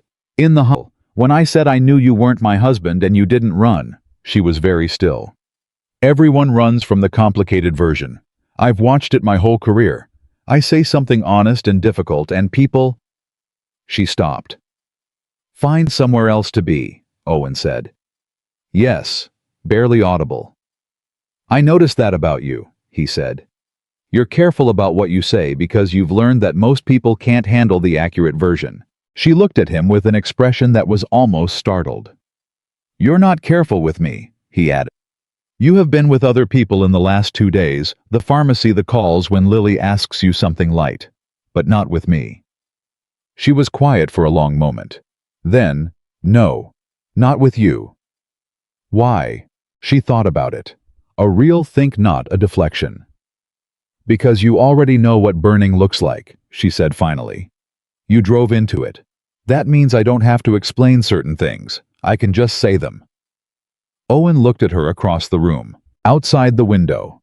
The street was dark and ordinary, and completely unaware of what was happening inside this house, in this conversation between two people who had started as a rescue and become something else that neither of them had planned on, and both of them were trying to be honest about. "You should sleep," he said. Because it was the responsible thing, and because he needed a moment. "You keep telling me that. You keep needing it." She stood up. She crossed the room toward the hallway, and she stopped near the couch close enough that he could have reached out if he had been a different kind of man in a different kind of moment. "Owen, when this is over." She stopped herself. "When this is over," he said quietly, "we can finish that sentence." She looked at him. Then she nodded once and went down the hallway. He heard her door close. He sat with the notebook and the night and the weight of the past 4 years rearranging itself around a different truth, and he stayed there until the numbers stopped moving and settled into the clean, cold shape of a thing that could be acted on. The call came the next morning at 7:42. Owen was making Lily's lunch. Amelia was at the table with the prepaid phone. Lily was in her room looking for a shoe she had definitely left somewhere obvious. The phone rang, and Amelia answered it, and Owen knew from the first 3 seconds that something had changed. Not Patricia's voice, someone else. Amelia's face told him before she said anything. The controlled stillness that meant the unexpected had arrived, and she was processing it before she let it land. She hung up. "Adrian's called a board meeting," she said, "for this afternoon." Owen set down the sandwich he was making. "He knows. He knows something. He doesn't know how much." She stood up. "He's going to move to suspend my authority. If he does that before Patricia can file the documents, become part of an internal dispute, and the legal timeline gets complicated." How complicated? Months, maybe longer. During which he controls the company, controls the narrative, and has access to every resource he needs to make this disappear. She was already pulling up Patricia's number. "We need to move the filing to today. Can Patricia do that?" "She can try." She was already on the phone pacing the kitchen, not the anxious kind of pacing, the working kind, the kind that uses movement as processing. Owen stepped back and gave her the room. Lily appeared in this kitchen doorway, with one shoe on and one shoe in her hand. She looked at Amelia pacing. She looked at Owen. She read the temperature of the room with the accuracy she always applied to things she paid attention to. She walked to the counter, picked up her lunch, and said quietly to Owen, "It's getting real today, isn't it?" "Yeah, Bug." "Is she going to be okay?" Owen watched Amelia on the phone. Her voice was precise and fast, laying out the situation to Patricia in real time. No wasted words. The full compressed clarity of someone who had spent 15 years making critical decisions under pressure. "Yeah," Owen said. "She's going to be more than okay." Lily pulled on her second shoe. She crossed to Amelia and waited for a pause in the phone call, a natural pause patient. And when Amelia glanced at her, Lily held up the granola bar from her own lunch. Amelia blinked. Lily held it out. Amelia took it. And for just a moment, brief as a match strike there and gone, her hand rested on Lily's shoulder. Not a CEO, not a strategist. Just a woman who had never been offered a granola bar by a 9-year-old as a gesture of uncomplicated solidarity, and found it was exactly what she needed. Lily went to school. Owen stood at the counter. Amelia finished the call. When she turned around, there was something in her face he had not seen before. Not the injury, not the exhaustion, not the controlled professionalism. Something younger than all of those. Something that had been given permission briefly by a 9-year-old with a granola bar. "Patricia can move the filing to noon," Amelia said. "But she needs one more thing from us. The vehicle data from Sarah's accident. The official crash report." Owen felt the words land. "I have it," he said. Amelia waited. "I kept everything. Every document, every report, every piece of paper that came out of that process." He said it in the same flat way he said things he had processed until the sharp edges were worn down. "I kept it because I never believed it was right, and I thought that someday—" He stopped. "I'll get it." I went to the bedroom. He went to the closet. There was a box on the top shelf, not large, not conspicuous, just a box. He had looked inside it exactly twice in 4 years. Once the week after Sarah's death. Once on the first anniversary of it. He took it down.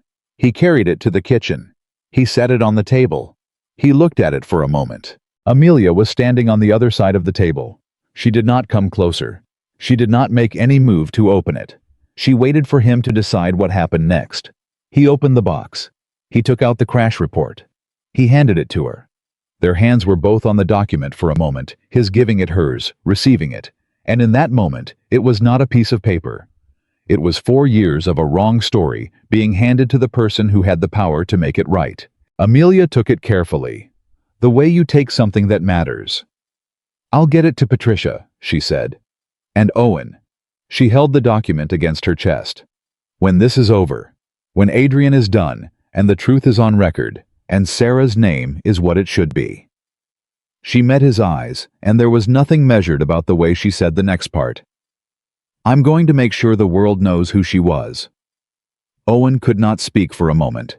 He had not expected that. He had expected justice, the legal kind, the documented kind. He had not expected someone to offer him the human kind. The kind that put Sarah back in the story as a person, and not an error. "Okay," he said. His voice was rough. "Okay," she said. She picked up the prepaid phone and called Patricia. Owen stood in his kitchen, the one with the drawings on the refrigerator, and the soccer cleats by the door, and the window that faced the backyard, where Lily had learned to ride a bike on a Saturday afternoon 3 years ago, and he breathed. In through the nose, out through the mouth. The morning moved forward. 40 miles away, in a glass tower with his name on it, Adrian Madison was preparing to walk into a board meeting that he believed he controlled. He did not know about the filing that was being prepared. He did not know about the woman in a spare room in a mechanic's house who had spent 48 hours building the case that would end him. He did not know about the man who had driven into fire, who had sat in a plastic chair all night, who had handed over a box he'd kept on a closet shelf for 4 years because someday had finally arrived. He had called Owen Carter the kind of man who didn't belong in his world. He hadn't been wrong about that. Owen didn't belong in his world. Owen was building a different one. Patricia filed at 11:53, 7 minutes before Adrian's board meeting was scheduled to begin. Amelia got the confirmation on the prepaid phone and read it twice, which was not something she normally did. She was a first-read person, fast and certain. She read it twice because she needed to be sure it was real. Then she set the phone on the table and sat very still for a moment, with her hands flat on the surface, the way Owen had sat after reading the documents 2 days ago. Owen was at the counter. He watched her and did not speak. "It's filed," she said. "Okay." Patricia coordinated with the Federal Safety Board simultaneously. They issued a hold on Madison Technologies' Autonomous Vehicle Division, pending investigation, effective immediately. She looked up. Adrian walked into that board meeting and his general counsel handed him a federal notice instead of an agenda. Owen thought about that room. The moment of realization. The specific quality of silence that falls when a person who has controlled things for a very long time understands that they no longer do. "How long before it goes public?" he asked. "Patricia says by 3 o'clock. The safety board will release a statement. The DA's office is coordinating a press conference for 4. Amelia looked at the prepaid phone again. "The media will have it by 4:30. By tonight it's everywhere." Owen poured 2 cups of coffee and brought one to the table. He sat down across from her. She wrapped both hands around the cup. She looked at him over the rim of it, and what he saw in her face was something he had not seen there before. Not the relief he might have expected, not triumph. Something more complicated, heavier. "Say it," he said. "I keep thinking about the board meeting," she said. About Adrian sitting in that room. And She stopped. Started again. I know what he did. I know exactly what he did. And I know there are families who needed this. And I know it's right. I know all of that. She set the cup down. And I still spent 20 years of my life with him as the person who believed in me when almost no one did. And I don't know what to do with both of those things being true at the same time. Owen looked at her. You don't have to do anything with them, he said. They're both true. They stay both true. That's just how it is with people who disappoint you badly. She looked at him. My wife's father, Owen said. Good man most of his life. Did something terrible near the end of it. Still both true. He turned the coffee cup in his hands. You don't have to resolve it into one clean thing. It doesn't resolve. You just carry both parts, and you keep moving. Amelia was quiet for a long moment. You have a way of making the impossible sound manageable, she said. I'm a mechanic. Everything is fixable or it isn't. If it is, you fix it. If it isn't, you figure out what you can still do with the parts. He met her eyes. Adrian did what he did. You're fixing what can be fixed. The rest is something you'll figure out later. She looked at him in that recalibrating way, longer than usual. When this is over, she said quietly. And I finish that sentence I started the other night. She paused. I want you to know I'm going to mean it. Whatever I say. I want you to know it's not gratitude. It's not the accident or the hospital or what you found in those records. She looked down at the table. It's this. The way you talk to me. Like what I say matters, and also like I can handle the honest version. Owen did not say anything immediately. I was not a man who rushed responses to things that required thought. I know, he said finally. I know that's what it is. She looked up at him. Neither of them said anything else for a moment. Then the prepaid phone rang, and Amelia picked it up, and the next phase of the storm arrived. Patricia's voice was controlled, but running faster than it had been. He's already moving. His legal team filed a counter-motion 40 minutes after the preservation order. They're claiming the documents were obtained improperly and asserting that your mental state following the accident makes any actions you've taken in the past 72 hours legally questionable. Amelia absorbed this without visible reaction. We expected this. We expected it. That doesn't mean it's not going to be a fight. A pause. Amelia, he's also reached out to 3 board members directly. He's building a coalition to vote on emergency leadership suspension. He needs 2/3 of the board, and he may have it. Some of those people have been with him since the beginning. Which members? Patricia listed them.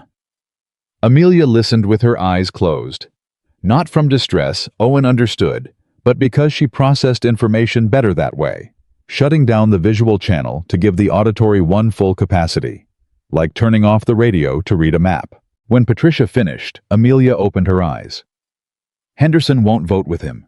He has a daughter. He'll understand what the fleet data means when he sees it.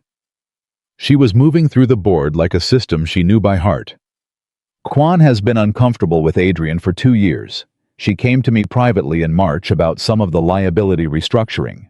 She's a yes for our side. Chen called me an hour ago, Patricia said.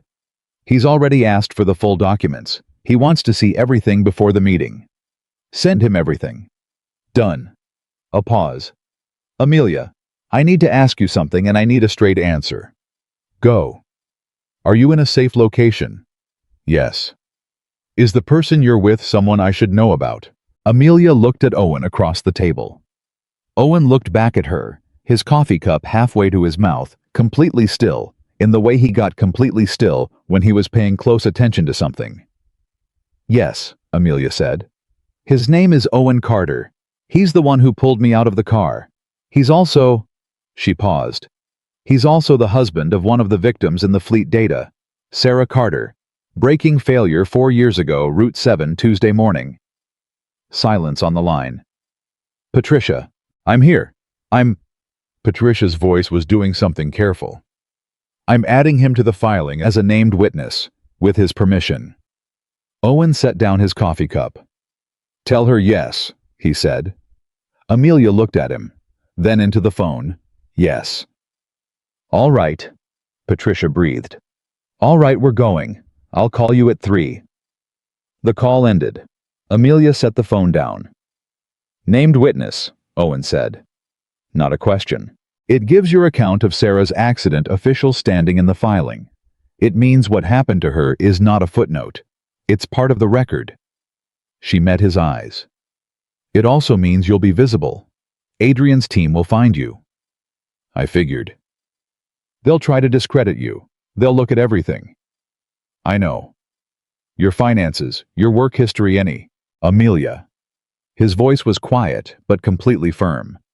I'm a single father who works as a mechanic assistant and drives a 12-year-old truck and has never in his life done a thing he was ashamed of. Let them look. He picked up his coffee. What time is it? Just past noon. Lily gets out at 3:15. I need to be at that corner. He stood up. We have 3 hours. Tell me what you need me to do. She looked at him for a moment. That look, the one he was beginning to understand, was her version of being moved by something, and then she straightened in her chair and became operational again. I need to make a statement, she said. Before the press conference at 4. Something on record in my own voice that gets ahead of Adrian's counter-narrative. A written statement that Patricia can release with the filing. So write it. I'm trying to work out. She stopped, pushed back from the table slightly, pressed 2 fingers to her temple, the left one the way she did when her head hurt, and she was pretending it didn't. I know what I want to say. I can't find the right... She made a small, frustrated sound which he had never heard from her before. I communicate clearly in legal language and in technical language. This is neither. What is it? It's a woman telling the truth in public for the first time about something she got wrong. She looked at the table. I don't have a framework for that. Owen sat back down. Then don't use a framework, he said. Just say what's true. It won't be. It doesn't need to be perfect. It needs to be real. He leaned forward on his elbows. Start with what happened, not the legal version. What actually happened. She looked at him. Say it out loud, he said. Say it like you're talking to me. She was quiet for a moment.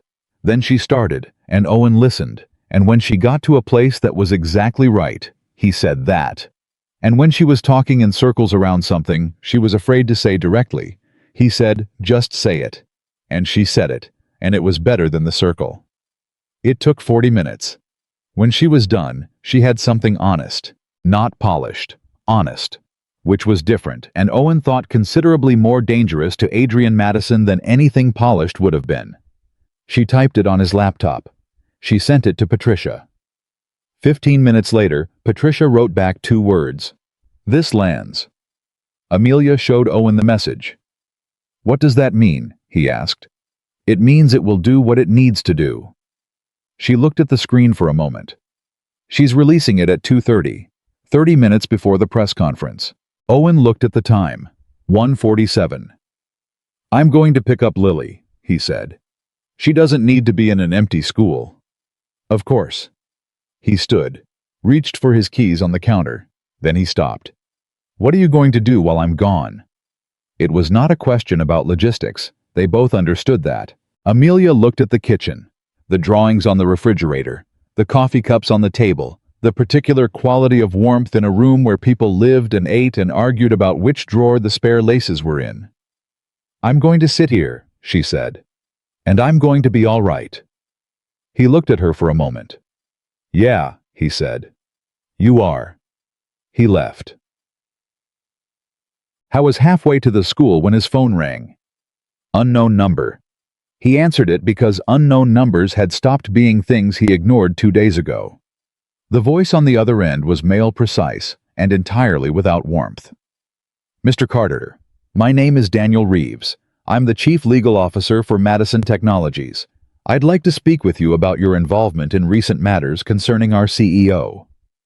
Owen kept driving. How'd you get this number? We have resources, Mr. Carter.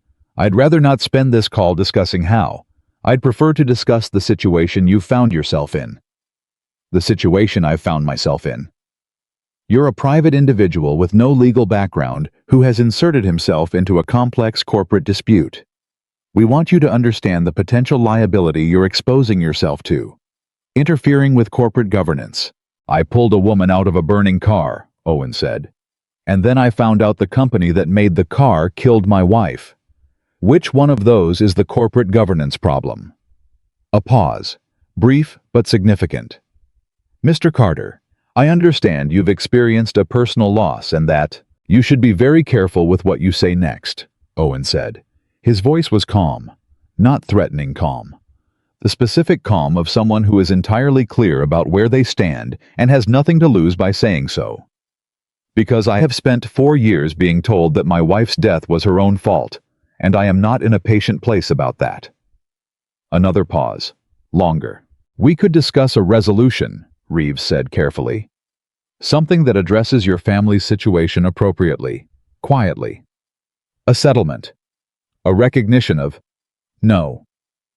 Owen turned onto the street that ran by the school. Put that offer away. You don't have enough zeros. He hung up. He parked at the corner.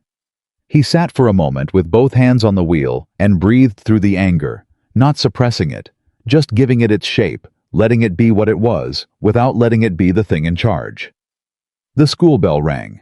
Lily came out in a river of other children, her backpack on her soccer jersey, visible under her open jacket, scanning the corner the way she always did, not anxiously, just with the particular attentiveness of a child who knows someone will be there and is simply confirming that yes, they are. She saw him. Her face did the thing. The slight brightening. The specific expression that was not surprise. He was always there, but something more fundamental. The confirmation of a thing that was reliable. He got out of the truck. She walked to him. She didn't run. She was 9, not 4, but she walked with purpose. Dad, it's on the news. He looked at her. What do you mean? Maya's mom was listening to the radio during pickup. She said Madison Technologies. She said something about a safety scandal. She looked up at him with those eyes that missed nothing. Is that Amelia's company? Owen crouched down to her level. He looked at his daughter, this person who had his eyes and her mother's way of watching the world, and her own particular combination of both of them, that was completely and entirely herself. And he made a decision. Yes, he said. That's Amelia's company. And something that happened in that company is connected to what happened to Mom. Lily's expression did not fall apart. It did something smaller and more serious. A settling. Like information finding its place. Connected how? She said quietly. The car Mom was driving. The brakes. It wasn't... He stopped. Started again. Mom did everything right, Lily. The car didn't work the way it was supposed to. And Amelia found the proof of that. Lily was very still for a long moment. Then, so it wasn't Mom's fault. No, it was never Mom's. Lily nodded once. She looked at the ground for a moment. When she looked back up at him, her eyes were bright, but her voice was steady. Okay, she said. Okay. Okay. She took a breath. Can we go home now? I want to tell Amelia thank you. Owen stood up. He had prepared for this to be harder. He had prepared for tears or confusion or the particular kind of 9-year-old anger that came out sideways. Instead, he got this, a child absorbing something enormous with more grace than most adults managed and asking to go home. He opened the passenger door. She got in. He drove home.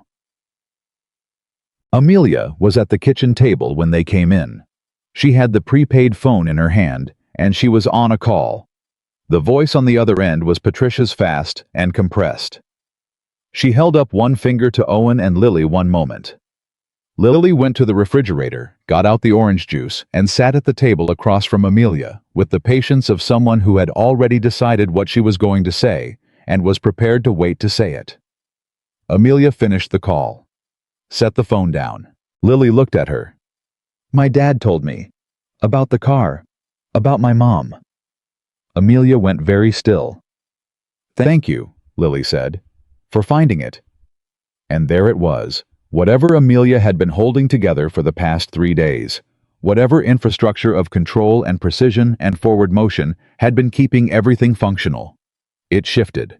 Not collapsed. Shifted. like a wall that had been braced from one side, finally allowing itself to rest against something solid from the other. Lily. Her voice was not the CEO's voice, not the measured, precise voice, just a voice. "I'm sorry it took as long as it did." "You found it when you could," Lily said. It was almost word for word what Owen had said 2 days ago. She said it with the same certainty, in the same tone, not because she had heard him say it, but because she had arrived at the same place by herself. Owen stood in the kitchen doorway. He watched his 9-year-old daughter absolve a billionaire CEO of something the CEO had been carrying for 3 years, and he thought about Sarah, and he thought about the box on the closet shelf, and he thought about the 12 minutes that had put him on Route 9 instead of the highway. He thought this is what the 12 minutes were for, not just the rescue, not just the documents. This moment, this room, these 3 people who had no business being in the same kitchen, and yet were, and the thing that was passing between them that had no corporate language and no legal framework, and was simply the truth recognized across every kind of difference. His phone buzzed. He looked at it. A news alert. The statement had been released. He turned the phone so Amelia could see the screen. She looked at it for a moment. Then she opened his laptop, and the 3 of them. Owen standing, Lily sitting. Amelia at the table watched the story break in real time. The statement first. Then the safety board notice. Then the press conference beginning. Patricia at a podium, precise and prepared, laying it out in the clean sequential language of documented fact. The comments came in fast. Not all of them kind, nothing ever was all kind. But the weight of them was clear. People who knew someone it had happened to. People in fleet vehicles every day. People who had doubted their own family members, their own read on things, and were now being told you were right to wonder. Lily was reading the screen. "People are saying her name," she said. "Mom's name, in the comments." Owen looked. She was right. Sarah Carter. Someone had found the filing and posted her name. And then someone else had responded. And then someone else. Not in a sensational way. In the way people say names when they are making sure a person is not forgotten. When they are insisting that a number has a face behind it. Sarah Carter. 34. Project manager. Lily's mother. Owen's wife. Owen set the phone down on the counter. He needed a moment. He walked to the back door and opened it, and stood in the doorway with the cold air on his face, and he let the thing happen that needed to happen. Not grief exactly, or not only grief, but the specific release of something that had been held under pressure for too long. The exhale of a held breath. The opening of a fist. He heard footsteps behind him. Small ones. Lily came and stood next to him in the doorway. She didn't say anything. She put her hand in his. They stood there for a moment, father and daughter, in the cold air of an afternoon that had changed the shape of the last 4 years. "She would have liked Amelia," Lily said. Owen looked down at her. "Mom," Lily clarified. "She would have liked her. Mom liked people who said true things." Owen felt his throat tighten. "Yeah," he said. "She would have." They went back inside. The confrontation came at 6 o'clock. Not in person. Owen had half expected something dramatic, some version of Adrian appearing at the door, but the world did not usually arrange itself for dramatic confrontations. It came as a phone call to Amelia's prepaid, a number Patricia had given Adrian's legal team as the authorized contact. Amelia put it on speaker. Adrian Madison's voice was not what Owen had expected. He had built an image in his mind over the past 3 days, the voice to match the man who had signed the memo. He had expected something sharp, entitled the voice of a man who had held power for so long that it had changed his register. Instead, it was tired, not defeated, not yet. But tired in the way that men get tired when they have spent a lifetime building a wall that is now coming down, and they are old enough to understand that they do not have the energy to rebuild it. Amelia. Not CEO Madison, just her name, the way someone says the name of a person they have known since childhood. Adrian. Her voice was level. "This is a pause. I want you to know that I made the decision I made because I believed the company would not survive the disclosure at that time. We had just entered the fleet contracts. The exposure, Adrian, would have been catastrophic. I believed we could fix the problem internally, and that, Adrian, her voice was not loud. It was simply completely final. I'm not going to let you explain it into something smaller than it is. Silence. There were families, she said. There were people in those cars who trusted that someone had done their job correctly. And someone you decided that the paperwork was more important than the people. She was not yelling. She was not even hard. She was just absolute. I am not going to listen to the version where that made sense. A long pause. You're going to destroy what we built, Adrian said, quietly. Everything we built together. We didn't build the same thing, she said. I built a company that was supposed to be worth trusting. You built something you were afraid to lose. Those aren't the same thing, and they haven't been for years. I just didn't see it. Silence. People like him. Adrian's voice shifted slightly. Something entered it. The man you've been with. People like him don't understand what it takes to build something at this level. What it costs. The choices that, Owen said, I'm here. A pause. I know what it takes to build something, Owen said. His voice was steady. I built a life with a woman who trusted a vehicle your company manufactured after you knew it was unsafe. I've been building since she died, different, harder, with less than I had before. So don't talk to me about cost. He paused. The cost was paid by people who had no idea they were paying it. Adrian said nothing. People like me don't belong in your world, Owen said. You're right about that. Your world forgot that people matter. That's not a world I'd want to belong to. Amelia looked at Owen across the kitchen. Owen looked back at her. On the phone, Adrian Madison breathed in and breathed out, and then said very quietly to no one in particular, I thought I was protecting it. You were, Amelia said. You just forgot what it was worth protecting in the first place. She ended the call. The kitchen was quiet. Lily, who had been sitting at the table doing homework with the particular focused unawareness of a child who was actually paying close attention to everything, looked up. Is it over? She asked. Owen looked at Amelia. The first part, Amelia said to Lily. The rest takes longer, but the part that needed to happen today. She looked at Owen. Yes, I think so. Lily nodded and went back to her homework. Owen crossed to the counter and started on dinner. Not because anything had been resolved. The legal process was going to take months. The media was going to be relentless for days. The board was going to fight and lose and fight again before it was done. None of that was finished. None of that was easy. But Lily had homework. And it was 6 o'clock. And Owen Carter made dinner at 6 o'clock because that was what his daughter needed, and it was what he was there to do. Amelia watched him from the table. After a moment, she said, Can I help? Owen looked at her.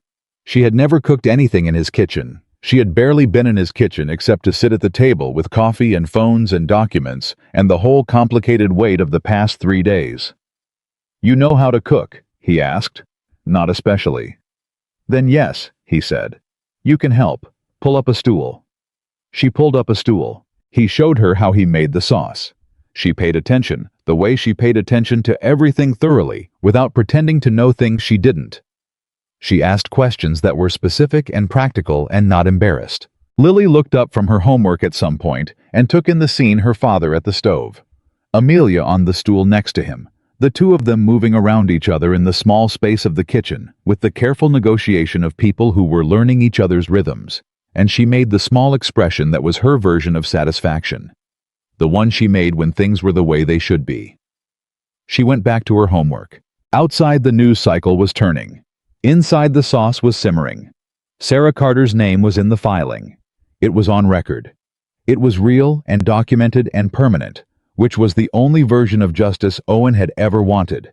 Not money, not revenge, not the dramatic satisfaction of a man being led away in handcuffs. Just the truth on record with her name attached to it correctly. He stirred the sauce. Howe was 42 years old, and he had a bad back, and a job that paid enough, and a daughter who was remarkable, and a kitchen where a woman he had known for 3 days was asking him whether you put the garlic in before or after the onions. After, he told her. She put the garlic in after. Dinner was ready at 7. They ate. The months between the filing and the verdict were not quiet. Owen had understood intellectually that they would not be quiet. Amelia had told him. Patricia had told him the entire architecture of what they had set in motion made it obvious that quiet was not an available option. But understanding a thing intellectually and living inside it were different. And living inside it meant waking up some mornings and seeing his name in a headline he had not anticipated, or Lily coming home from school with a look on her face that meant someone had said something in the hallway that she was processing, or standing in the shop under a car that needed his full attention and finding that his full attention was distributed across too many things to give it cleanly. He adapted. He always adapted. It was the central skill of his life, not brilliance, not speed, just the steady capacity to adjust to what was in front of him and keep working. The legal process moved the way. Patricia had said it would slowly, deliberately, with the particular grinding momentum of a system that was designed to be thorough rather than fast. Adrian's legal team filed 11 separate motions in the first 2 months. 10 of them were denied. The 11th resulted in a 2-week delay that felt from the inside like being asked to hold your breath for 14 days. Owen held his breath. He went to work. He made Lily's lunches. He checked her cleats. He signed the permission slips. He called Amelia in the evenings, and she called him, and they talked not always about the case. Sometimes about the case because it was the thing that was happening, but also about other things. About Lily's ongoing investigation into the structural integrity of various pastry crusts. About a transmission problem Owen had been working through at the shop that had 3 possible causes and required systematic elimination. About the book Amelia was reading. She read constantly, dense nonfiction mostly, and she had a habit of sending him passages she found significant, not with commentary. Just the passage itself, which he had come to understand was her version of saying, "I thought of you when I read this." He saved them. He did not tell her he saved them. The verdict came on a Tuesday morning in March 14 months after the night on Route 9. Owen was in the shop when his phone rang. He was under a Buick, which was where he was most mornings, and he had to slide out on the creeper board and wipe his hands on a rag before he could answer. He saw Patricia's name on the screen, and something in his chest went very still. "It's done," Patricia said. He sat on the creeper board on the floor of the shop with the Buick above him, and the fluorescent lights, and the smell of grease and motor oil, and the whole ordinary texture of the place where he had spent the last several years of his working life, and he listened to Patricia tell him what done meant. Adrian Madison had been found liable on all principal counts. The Federal Safety Board had issued its final ruling. The mandatory penalties, the mandatory disclosures, the mandatory restructuring of the Autonomous Vehicle Division. All of it exactly what the filing had asked for. And in the civil component of the ruling, the families. The official documented permanent record that what had happened to them was not their fault. That the vehicles had failed, that the failure had been known and hidden, that Sarah Carter had done nothing wrong. "Owen," Patricia said. "Are you there?" "Yeah." His voice was rough. "Yeah, I'm here. It's over." "Yeah. How are you?" He looked up at the undercarriage of the Buick. He looked at the familiar, honest machinery of it, the components that did what they were supposed to do, that failed in predictable ways, that could be understood and repaired by someone willing to pay attention. "I'm good," he said, and meant it in a way he had not meant it in a very long time. He called Amelia. She answered on the first ring, which meant she had been waiting. "I know," she said. "Patricia called me too." "Okay?" "Owen." "I know," he said. "Me too." A silence that was full rather than empty. The silence of two people who have arrived somewhere together and are taking a moment to acknowledge that the arrival is real. "Lily's going to want to celebrate," he said. "I already have a reservation. Friday, that Italian place she's been talking about since September." "She talked to you about that?" "She sends me menus. She's been doing it for months." Owen pressed 2 fingers to his eyes. His daughter. His relentless, thoughtful, entirely too perceptive 9-year-old daughter, who had been quietly building the future in the background while the adults were busy with the present. "Friday," he said. "Friday," she said. He went back under the Buick. He fixed the problem. It was the third possible cause, the one he had suspected from the beginning, but had needed to eliminate the first two before he could confirm. The repair took 45 minutes. When he was done, the system worked the way it was supposed to work. He rolled out from under the car. He cleaned his hands. He went back to work.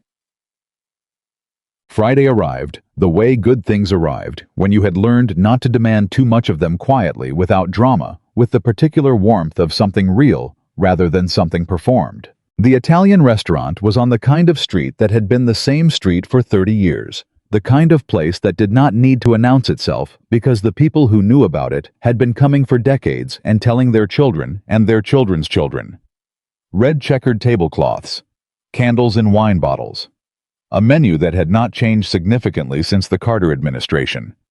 Lily approved. She had dressed for the occasion in a way that suggested she had given it thought, not formal, but deliberate. She had worn the sweater Owen had bought her for Christmas, the dark green one that she had said made her look like a serious person. She had combed her hair without being asked, which happened approximately 4 times a year. Amelia was already at the table when they arrived.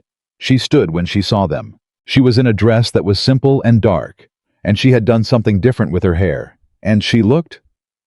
Owen took this in and stored it in the part of himself that kept things carefully. She looked like a person who had chosen to be somewhere rather than someone who had arrived at a destination. The specific quality of presence that comes from wanting to be in the exact place you are. Lily walked to her and hugged her. Not a polite hug. A real one. The kind Lily gave when she meant it, which was the only kind she gave. Amelia's arms came up, and she held on, and she closed her eyes for just a moment, and Owen watched his daughter give a woman who had spent most of her adult life without the uncomplicated warmth of being held by someone with no agenda. And he thought about everything the three of them had moved through to get to this restaurant on this street on this Friday. They sat down. They ordered. Lily talked about the regional baking competition she had watched with Maya the previous weekend and had opinions about every competitor. She talked about a history project on World War II that she had finished early because she had become genuinely interested and had kept going past the required length, which her teacher had apparently found both impressive and mildly inconvenient. She talked about the soccer team's spring season and whether Tyler Henderson had improved at all, concluding that he had not improved significantly, but had developed a more realistic assessment of his limitations, which she considered progress. Owen ate pasta. Amelia ate pasta. They listened to Lily with the shared attention of two people who both understood that listening to Lily was one of the better ways to spend an evening. At some point, Lily stopped talking and looked at both of them. "You're happy," she said. Not a question, an observation. The same flat certainty she applied to observed facts. Owen looked at his daughter. "Yeah," he said. "I am." Lily looked at Amelia. Amelia held her gaze and said, "Yes, very." Lily nodded once. Something settled in her expression. Not surprise, because she had apparently seen this coming from a considerable distance, but satisfaction. The satisfaction of someone whose read on things has been confirmed. "Good," she said. She picked up her fork. "Now can we order the tiramisu, or is that too much?" "It's never too much," Amelia said. "Dad always says it's too much." "Your dad," Amelia said, "is occasionally wrong about dessert." Owen looked at the ceiling. They ordered the tiramisu. 3 months after the verdict, Amelia stood in front of her company's entire staff. Not in a boardroom. In the main atrium of the Madison Technologies headquarters, which was a large glass space that could hold the full complement of employees, when something warranted the full complement.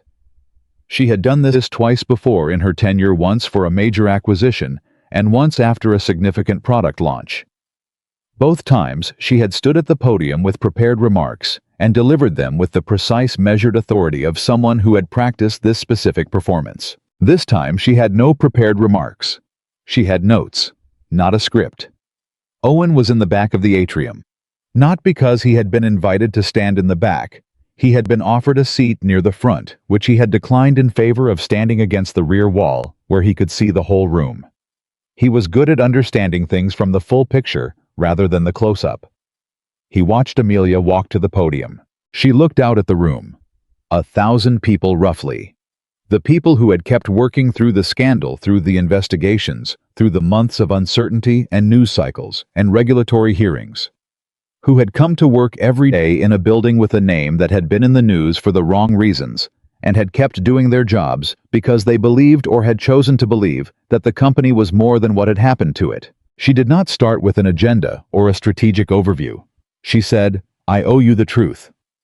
The room went very quiet. "I failed to see something that I should have seen," she said. "I had systems in place that I trusted without adequate verification. I had a person in my organization who I trusted without adequate scrutiny. And the cost of those two failures was paid by people who had no part in them." She paused. "I am not going to stand here and explain the structural reasons that made it difficult to see what was happening. I know them, they're real, and they are not sufficient." Owen watched the room listening to her. "What I can tell you is what comes next," she said. "We are building an oversight division that is independent of every other part of this organization. It reports to the board directly, and it is led by someone who has no financial interest in our success, no career interest in our reputation, and every personal reason to take safety seriously." She looked out at the room. "His name is Owen Carter. Some of you may have read about him. He is not a corporate person. He is not going to become a corporate person. That is specifically why I asked him." Someone in the room started to applaud. It spread. Not a polite formal applause, the real kind that starts when a few people feel something and can't not respond to it, and other people realize they feel it too, and the room becomes something slightly larger than itself. Owen stood against the back wall and did not know where to look. Amelia found him into the back of the room across the full length of the atrium, and she held his gaze for a moment, and the expression on her face was not the CEO's expression, and it was not the strategist's expression. It was just hers, the one he knew. He nodded once. She nodded back. The applause continued. He started the work in April. His office was on a floor that was separate from the executive level, which had been his only firm request during the negotiation of the role. He did not want to be understood as an extension of the executive team. He wanted to be understood as something distinct, a different kind of authority, with a different kind of mandate. The office was smaller than Amelia's. He preferred it. He brought 3 things from home: a photograph of Sarah and Lily from 6 years ago taken at the beach on a Sunday afternoon when Lily was 3 and was eating an ice cream cone with the full commitment of a person for whom this was the most important activity in the world. And Sarah was laughing at something off camera, with her eyes almost closed, because the laugh was that big. A small piece of the carburetor from the first engine he had ever rebuilt successfully, which he had kept because it had been hard, and he had done it. And a coffee maker because the machine on his floor produced something he was not willing to accept. He learned the work, the same way he learned everything, by being in the room, by asking questions without pretending to know more than he did, by following the system backward from the failure to find the origin point. Marcus, the retired federal safety engineer, came in twice a week and sat across from Owen's desk and talked through the technical frameworks with the patience of someone who had been waiting a long time for someone worth explaining things to. "You're going to make enemies," Marcus told him in the second week. "I make enemies the same way I make everything else," Owen said, "by doing the work correctly." Marcus looked at him for a moment. "I've been in this field for 40 years, he said. "I've met 3 people who said that and meant it. Were they right? 2 of them. The third turned out to have a complicated relationship with the word correctly." Marcus picked up his coffee. "I think you're one of the 2. Owen went to work. He was not comfortable in the way someone is comfortable when things are easy. He was comfortable in the way someone is comfortable when they are doing what they are supposed to be doing. The specific rightness of a thing, fitting the person, doing it, of capacity and purpose, aligning. He had felt it before in the shop in the good hours of a difficult repair. He felt it here. He thought about Sarah sometimes in the office. Not with the old grief, not with the weight of the wrong story. With something different, the sense that she would have had opinions about all of this, that she would have been direct and clear about what she thought and laughed at the parts of the corporate world that deserved to be laughed at, and that she would have been glad. Not that she was gone, nothing would ever make that right. But that from the wreckage of it, something real had been built. Something that might keep what happened to her from happening to someone else's wife, someone else's mother. That was the job. He did not lose sight of it. On a Saturday in early June, Owen came home from a morning at the office to find Lily and Amelia in the backyard. This had become over the past several months a thing that happened.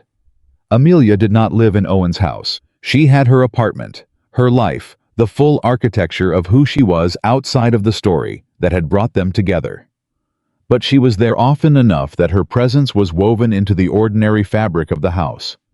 The way important things become ordinary when they are also constant. She and Lily were in the backyard because Lily had decided she wanted to learn to grow tomatoes and had researched it with the same comprehensive thoroughness she applied to everything she cared about, and had presented Owen with a 3-page summary of her findings, which he had read and responded to by getting her a container and some soil and tomato seedlings from the hardware store.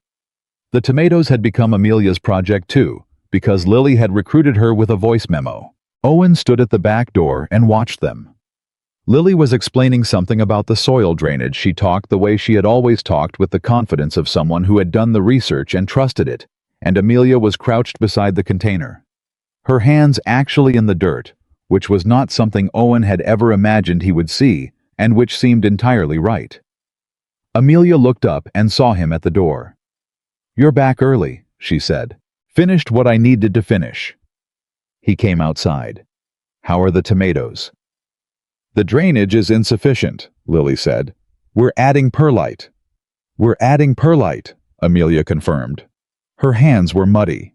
She looked at them with the expression of someone who is surprised to discover they do not mind. Owen sat down in the yard chair that had become over the spring, the chair he sat in when he came home to find them in the backyard. He stretched his legs out. The afternoon was warm and slow, the kind of June afternoon that carries summer's full promise before the heat has become heavy. Lily talked about perlite. Amelia added perlite and asked questions that demonstrated she had also done some research, because of course she had. Owen sat in the chair. He was 43 years old. He had a bad back, and it was better than it had been because he had finally gone to a physical therapist, the way Lily had been telling him to for 8 months. He had a job that mattered and was hard and that he was good at. He had a daughter who was growing up into exactly herself, and who had somewhere in the last year also grown to include another person in the particular inner circle she kept.